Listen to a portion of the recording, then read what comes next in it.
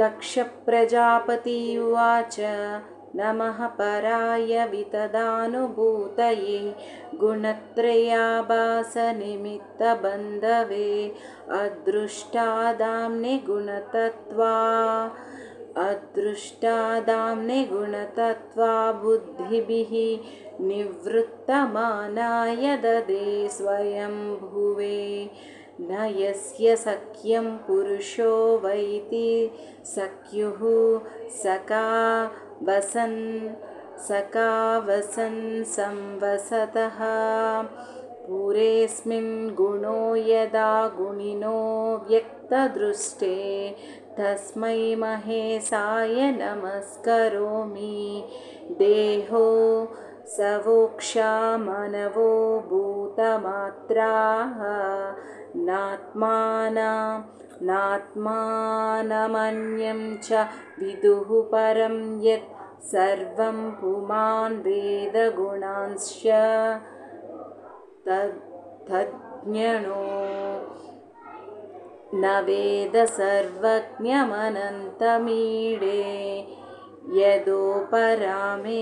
यदोपरामो मनसो नाम रूपारूपस्य दृष्टस्मृति सम्प्रमोषात् ईयते केवलया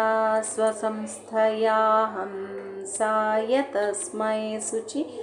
सद्मने नमः मनीषिणोऽन्तर्हृदि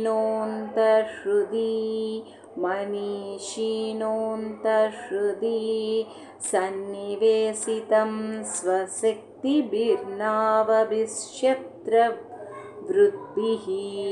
वह्निं यदा दारुणी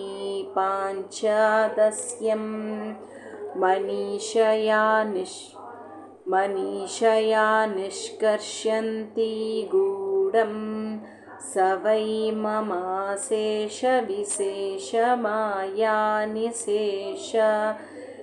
निशेषदनिर्वाणसुखानुभूतिः स सर्वनामा स च विश्वरूपा प्रसीदतामनिरुक्तात्मशक्ति यद्यन्निरुक्तं वचसा निरूपितं दयाक्षभिर्वमनसा वोत यस्या मा भूतस्वरूपं गुणरूपं हि तत्तत्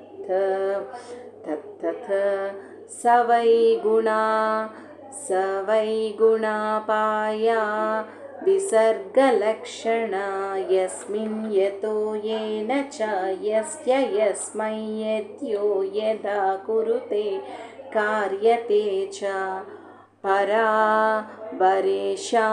परमं प्राक् प्रसिद्धां तद्ब्रह्म तद्देतुरनन्यदेकम् यच्चक्तयो वदतां वादिनां वै विवादसंवादभुवो भवन्ति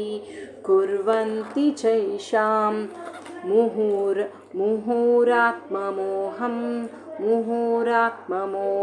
तस्मै नमो नन्तगुणाय भूम्ने अस्तिति नास्तिति च वस्तुनिष्ठयो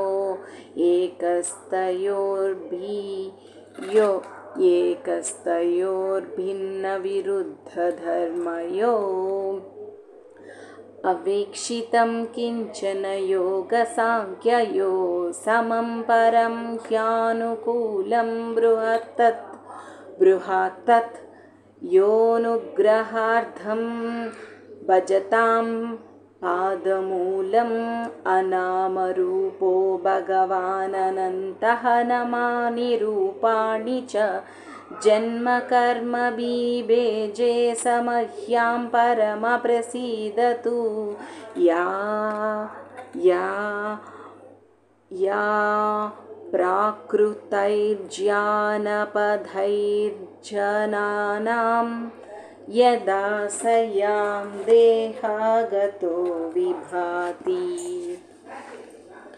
यदा नीलः पार्थिवमाश्रितो गुणं स ईश्वरो मे कुरुतान्मनोरथम्